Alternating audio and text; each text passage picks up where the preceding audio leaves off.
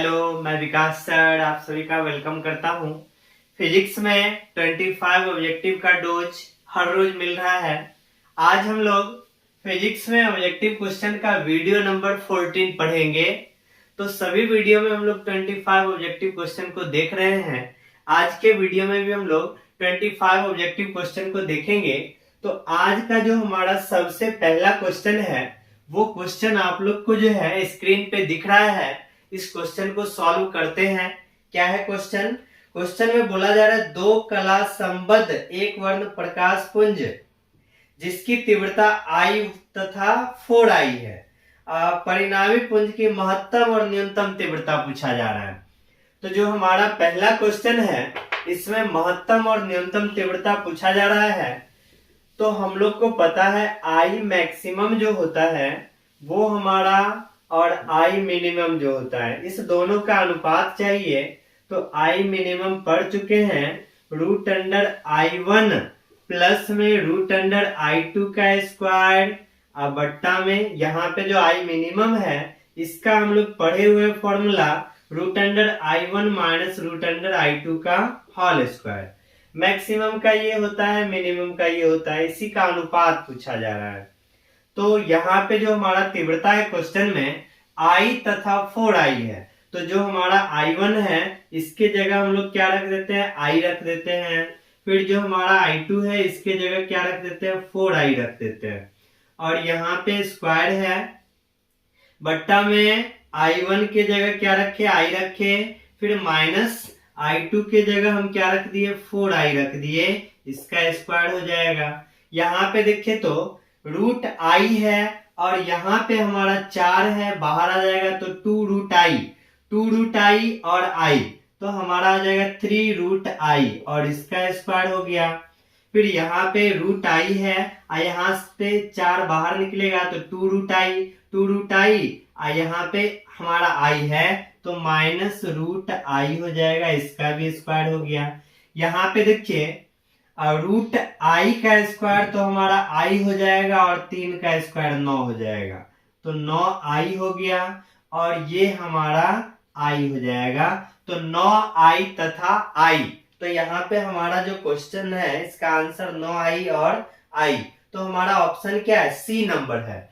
पहला का आंसर क्या हो जाएगा? C number. तो पहला क्वेश्चन हम लोग सॉल्व कर लिए हैं। अब हम लोग चलेंगे नेक्स्ट यानी सेकेंड नंबर क्वेश्चन पे। सेकेंड नंबर क्वेश्चन में क्या बोला जा रहा है? सेकेंड नंबर जो क्वेश्चन है इस क्वेश्चन में बोला गया है यंग के दो रेखा छिद्रों वाले प्रयोग में रेखा छिद्र और पर्दे के बीच की दूरी को दुगुना कर दिया जाए। इसके बाद रेखा छिद्र के बीच की दूरी को आधा कर दिया जाए तो फ्रिंज की चौड़ाई। तो सेकेंड नंबर जो क्वेश्चन है इसमें देखिए फ्रिंज की चौड़ाई है हमारा फॉर्मूला जो होता है लैम्डा डी बट्टा में डी। यहाँ पे कह रहा है पर्दे के बीच का जो दूरी है उसको क्या कर देना है? दुगुना कर देना है। ये फॉर्मूला हम लोग को पता है। तो यहाँ पे लैम्डा है, इस दूरी को कर दुगुना तो 2D कर दिए। इसके बाद यहाँ पे जो हमारा d है इसको करा आधा कर देने के लिए तो d/2 कर दिए। तो यहाँ पे हम लोग देख रहे हैं बीटा डैश जो हो जाएगा ये 2 हमारा पहले चला आएगा और ये 2 भी हमारा ऊपर चला जाएगा 4 लैम्डा डी बट्टा में डी। और हम लोग को जो है ये पता है ये जो हमारा लैम्डा डी बट्टा डी है यही हमारा क्या है? बीटा है। तो इस तरह से हमारा बीटा डैश क्या हो जाएगा? 4 बीटा आ गया। यानी हम लोग देख रहे हैं कि जो फ्रिंज का चौड़ाई है वो हमारा कितना गुना हो गया? 4 गुना हो गया। तो कौन सा ऑप्शन है? तो ऑप्शन नंबर बी में है 4 गुनी। तो हमारा जो दूसरा क्वेश्चन है इसका आंसर क्या आ जाएगा? बी नंबर हो जाएगा। बी नंबर हो गया। यहाँ पे देखिए इसको दुगुना करना है, इसको आधा कर देना है तो कर दिए, अपने आप 4 गुना हो गया। नेक्स्ट क्वेश्चन पे हम लोग चल रहे हैं। नेक्स्ट क्वेश्चन हमारा जो थर्ड नंबर है, थर्ड नंबर देखिए क्या बोला जा रहा है।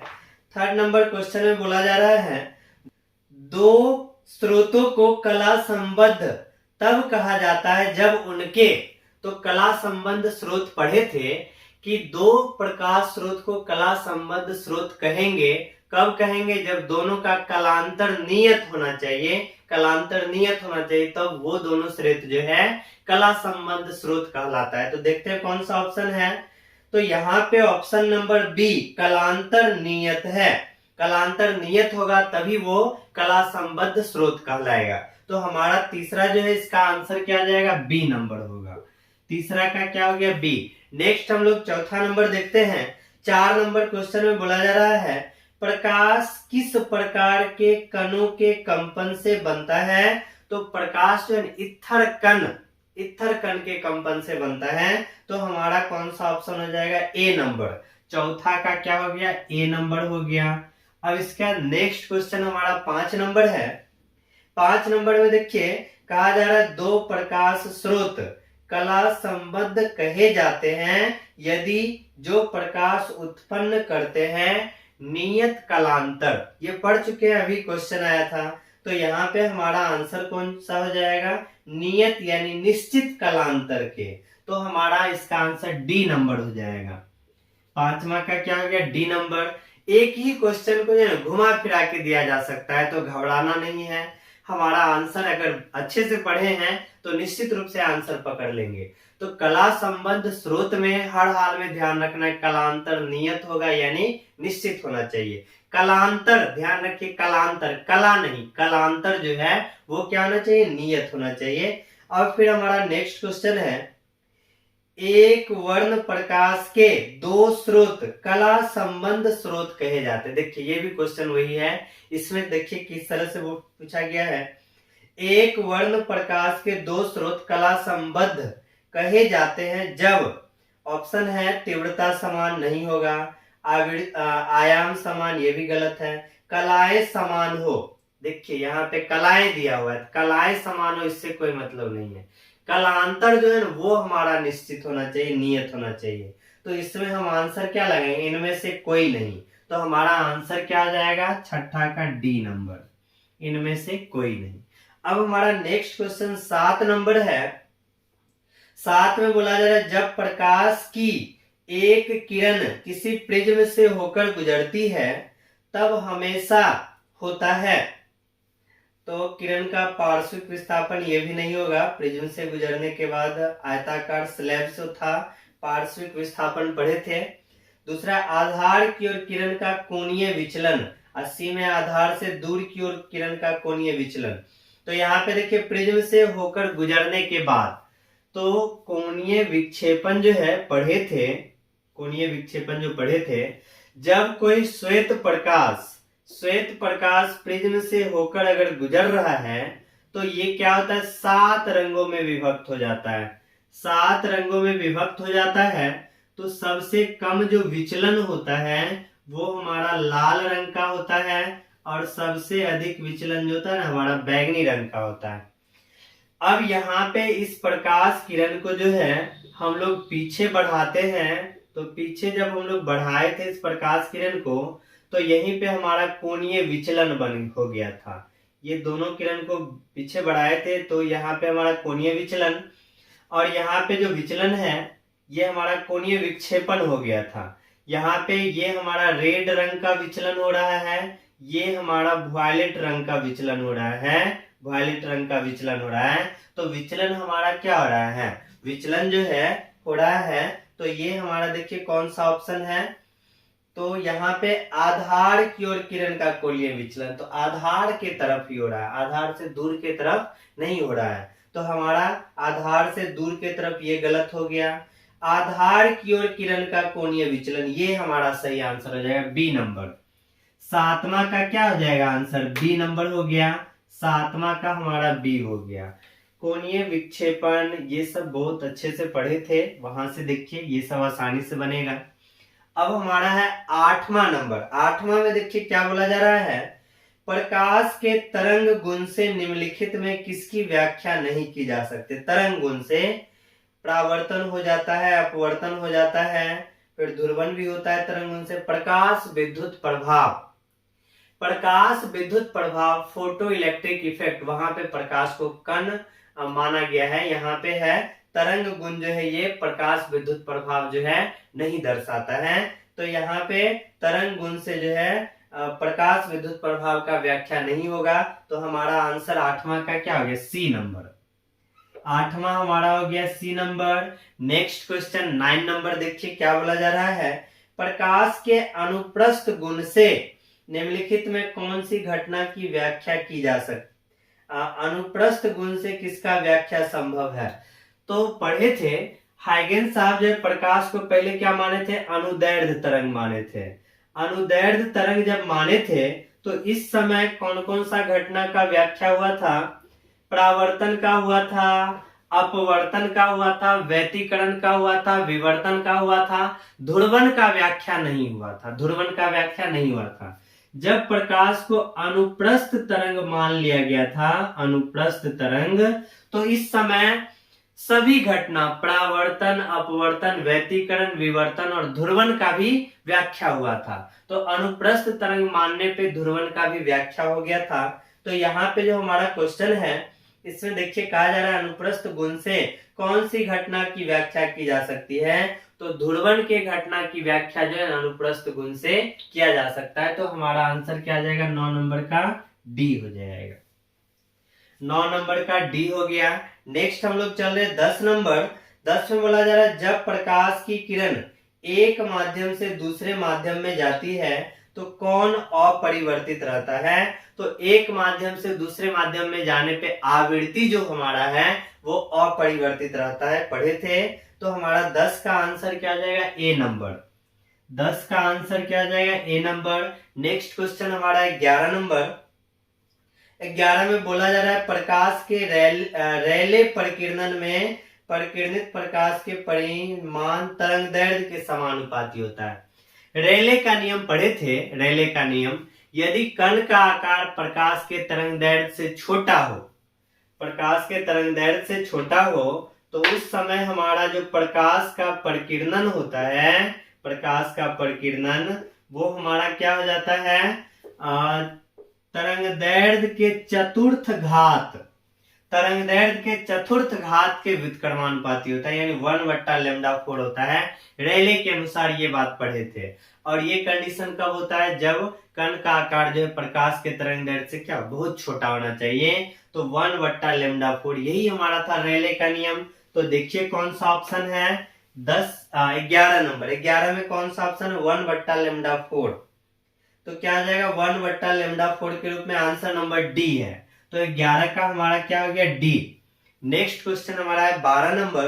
12 में बताया गया है कांच से हवा में, मतलब कांच से हवा में जाती प्रकाश किरण का क्रांतिक कोण न्यूनतम होता है। तो क्रांतिक कोण पढ़े थे, क्रांतिक कोण। और क्रांतिक कोण जो होता है साइन थीटा सी 1/म्यू हो जाता है। ये फॉर्मूला पढ़े थे क्रांतिक कोण के लिए, साइन थीटा सी जो हो जाएगा 1/म्यू। तो यहाँ पे अपवर्तनांक का मान अधिक होगा तो क्रांतिक कोण का मान कम होगा। अपवर्तनांक का मान अधिक तो क्रांतिक कोण का मान कम। और अपवर्तनांक और तरंगदैर्ध्य ये दोनों पढ़े थे एक दूसरे का व्युत्क्रमानुपाती। लाल रंग का तरंगदैर्ध्य अगर हमारे पास लाल है तो तरंगदैर्ध्य जो है सबसे अधिक, तरंगदैर्ध्य इसके लिए क्या हो जाएगा, सबसे अधिक हो जाएगा लाल रंग का तरंगदैर्ध्य सबसे अधिक।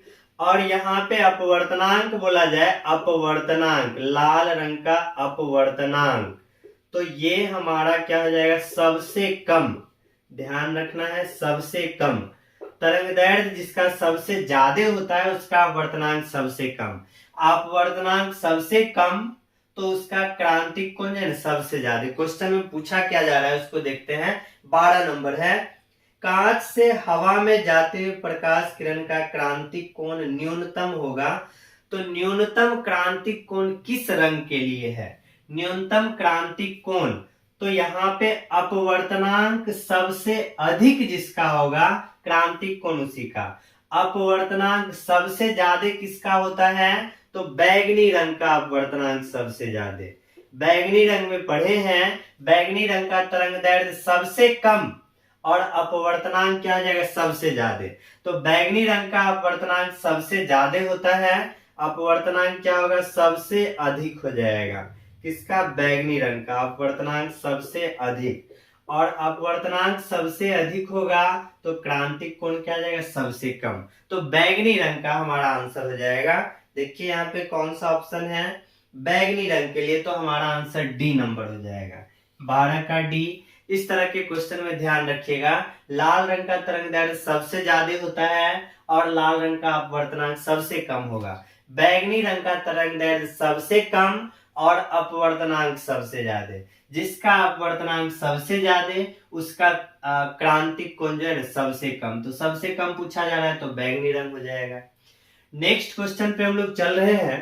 नेक्स्ट हमारा है 13 नंबर। 13 नंबर में क्या बोला जा रहा है, 13 नंबर क्वेश्चन है, प्राथमिक इंद्रधनुष बनता है सूर्य के प्रकाश का वर्षा के बूंदों में। देखिए इंद्रधनुष के बारे में पढ़े थे कि इंद्रधनुष जो है जब वर्षा के बूंद पर सूर्य का प्रकाश आपतित होता है तो सूर्य प्रकाश के द्वारा ये वर्षा के बूंद के द्वारा सूर्य प्रकाश का अपवर्तन, पूर्ण आंतरिक परावर्तन और वर्ण विक्षेपण का घटना होता है तो हमारा इंद्रधनुष बनता है। तो इंद्रधनुष जो है दो तरह का होता है, एक हमारा होता है प्राथमिक और दूसरा इंद्रधनुष होता है हमारा द्वितीयक। तो प्राथमिक इंद्रधनुष में ध्यान रखना है सूर्य का प्रकाश जो है वर्षा के बूंद के ऊपरी भाग पर, कहां पे, ऊपरी भाग पर आपतित होता है सूर्य प्रकाश।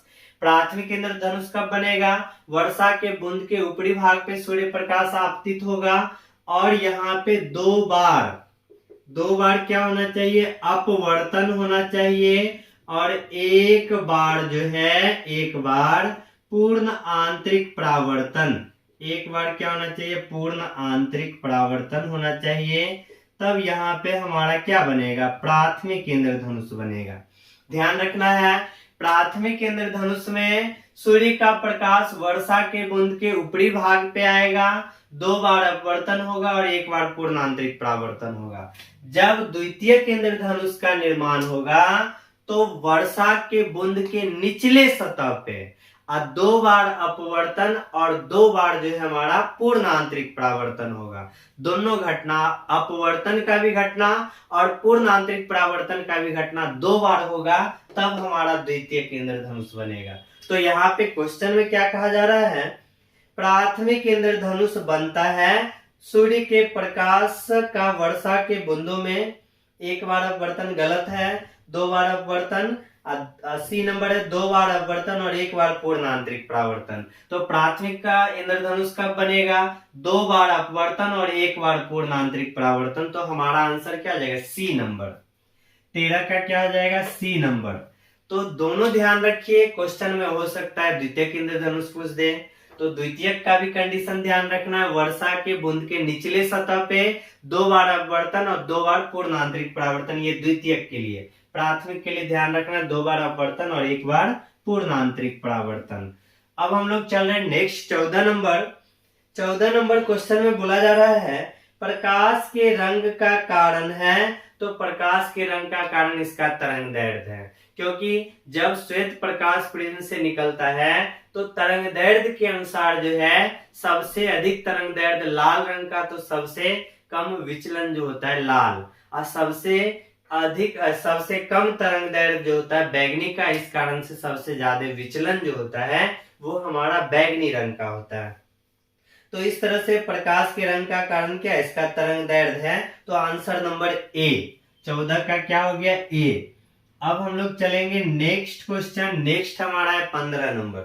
15 में क्या है, थॉमसन विधि द्वारा ज्ञात किया जाता है। तो थॉमसन विधि द्वारा आवेश तथा द्रव्यमान का अनुपात, इलेक्ट्रॉन का खोज हम लोग को पता है, इलेक्ट्रॉन का खोजन थॉमसन के द्वारा, जे थॉमसन के द्वारा किया गया था, और उन्होंने ही E बट्टा M रेशियो का मान, आवेश और द्रव्यमान के अनुपात का जो मान था वो थॉमसन के ही द्वारा दिया गया था। तो यहाँ पे आवेश तथा द्रव्यमान का अनुपात जो है थॉमसन विधि द्वारा ज्ञात करते हैं, डी नंबर हो जाएगा। 15 का क्या हो गया, डी नंबर। नेक्स्ट हम लोग चल रहे हैं 16 नंबर क्वेश्चन पे। 16 नंबर क्वेश्चन में बोला जा रहा है किसी इलेक्ट्रॉन के आवेश का मान होता है। तो इलेक्ट्रॉन के आवेश का मान बहुत ही आसान है और ये निश्चित रूप से बहुत बार आ चुका होगा आप लोग के सामने। 1.6 गुना 10 के पावर माइनस 19 कूलम्ब। तो देख लेते कौन सा ऑप्शन है। तो हमारा ऑप्शन नंबर जो है वो क्या है, बी नंबर, 1.6 गुना 10 के पावर माइनस 19 कूलम्ब। तो 16 का क्या हो गया, बी, 16 का बी हो गया। अब हम लोग चल रहे 17 नंबर। 17 नंबर में देखिए क्या बोला जा रहा है, द्वैत प्रकृति न केवल प्रकाश में ही बल्कि द्रव्य, द्रव्य मतलब हो गया पदार्थ, द्रव्य कणों में भी होती है। इस सिद्धांत का प्रतिपादन डी ब्रॉगली साहब ने किया था। डी ब्रॉगली ही ने बताया था कि न केवल प्रकाश बल्कि अन्य पदार्थ भी जो है वो हमारा दोहरी प्रकृति दर्शाता है। तो हमारा आंसर क्या आ जाएगा, डी नंबर हो जाएगा। 17 का क्या हो गया, डी। नेक्स्ट हमारा 18 नंबर। 18 नंबर में बोला जा रहा है प्रकाश विद्युत में उत्सर्जित फोटो इलेक्ट्रॉन की गतिज ऊर्जा समानुपाती होती है। तो गतिज ऊर्जा जो है ऑप्शन है आपतित प्रकाश के आवृत्ति के वर्ग के, गलत है, आपतित प्रकाश के आवृत्ति के। तो ऊर्जा यहाँ पे ये बराबर एच न्यू फॉर्मूला पढ़े हैं, एच न्यू। तो हमारा जो है आवृत्ति के, एच हो गया प्लांक्स नियतांक और न्यू हमारा क्या हो गया, आवृत्ति हो गया। तो आपतित प्रकाश की आवृत्ति के सीधा समानुपाती हो जाएगा। तो हमारा आंसर 18 का क्या हो गया, बी नंबर हो गया। नेक्स्ट हम लोग चल रहे हैं 19 नंबर। 19 में बोला जा रहा है प्रकाश विद्युत में आपतित प्रकाश की देहली आवृत्ति वह है, देहली आवृत्ति जो है किसी धातु के सतह से इलेक्ट्रॉन को निकलने की घटना, इलेक्ट्रॉन के उत्सर्जन की घटना जो है हमारा प्रकाश विद्युत प्रभाव है। और यहाँ पे इलेक्ट्रॉन को निकालने के लिए जो न्यूनतम आवृत्ति दिया जाता है वही हमारा देहली आवृत्ति हो जाएगा। तो इलेक्ट्रॉन को निकालने के लिए यानी फोटो इलेक्ट्रॉन मात्र उत्सर्जित होते हैं। तो ए नंबर हो गया, 19 का क्या हो गया, ए नंबर हो गया। नेक्स्ट हमारा 20 नंबर है। 20 में देखिए उत्सर्जित फोटो इलेक्ट्रॉन की ऊर्जा निर्भर करती है। तो ऊर्जा किस पे निर्भर करती है, प्रकाश तरंग के तीव्रता पे, प्रकाश के तरंग दैर्ध्य पर, धातु के कार्यफलन पर, इसमें से कोई नहीं। तो प्रकाश के तरंग दैर्ध्य पर E बराबर हम लोग फॉर्मूला पढ़े हैं एच न्यू और यहाँ पे आवृत्ति हो गया और इसके जगह हम लोग लेमडा सी बट्टा लेमडा भी पढ़ चुके हैं। तो ये तरंग दैर्ध्य पे भी क्या करता है, निर्भर करता है, तरंग दैर्ध्य पे भी निर्भर करता है। तो हमारा आंसर क्या आ जाएगा, देख लीजिए यहाँ पे कौन सा क्वेश्चन है, 20 नंबर। 20 नंबर है प्रकाश के तरंग दैर्ध्य पर। तो हमारा आंसर क्या आ जाएगा, बी नंबर हो जाएगा। 20 का क्या हो गया, बी। 21 नंबर में देखिए यदि किसी धातु का कार्यफलन 2.8 इलेक्ट्रॉन वोल्ट हो तो देहली तरंग दैर्ध्य पूछा जा रहा है। तो यहाँ पे हमारा 21 नंबर है। यहाँ पे क्वेश्चन में कार्यफलन जो है कितना दे दिया गया, 2.8 इलेक्ट्रॉन वोल्ट है। फॉर्मूला हम लोग पढ़े हैं एच न्यू, यहाँ पे ऊर्जा के लिए भी लिखा जा सकता है E बराबर एच न्यू होता है।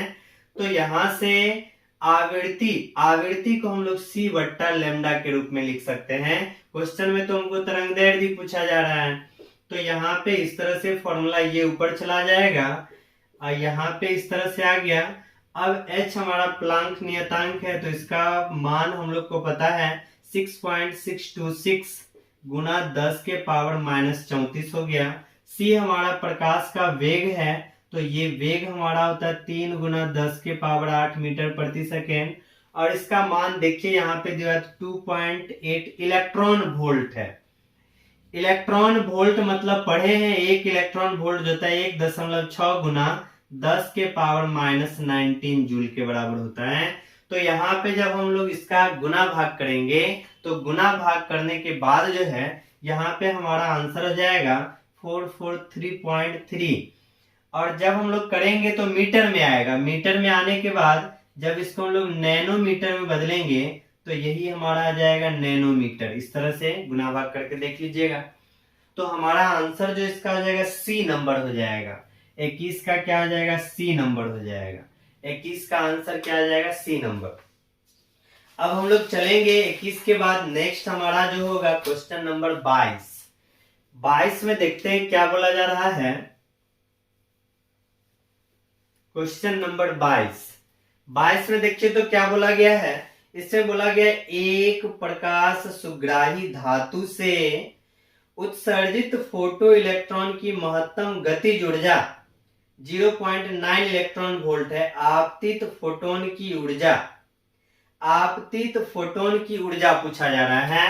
तो यहाँ पे E प्लस फाइव जो होता है हमारा एच न्यू, तो यहाँ पे ये ऊर्जा हमको निकालना है। तो यहाँ पे देखिए ऊर्जा जो है, यहाँ पे गतिज ऊर्जा 0.9 है और यहाँ पे फाइ जो है उत्सर्जित फोटो इलेक्ट्रॉन यहाँ पे हमारा कार्यफलन फाइ का मान 2.1 है और गतिज ऊर्जा हमारा कितना 0.9 है। तो 0.9 प्लस 2.1 और यही हमारा ऊर्जा हो जाएगा। तो यहाँ पे देखिए जोड़ने पे कितना आ रहा है 3 आ रहा है 3, तो 3 इलेक्ट्रॉन वोल्ट इसका हो जाएगा। तो हमारा आंसर जो जाएगा सी नंबर हो जाएगा इसका। 22 का क्या हो गया सी नंबर हो गया।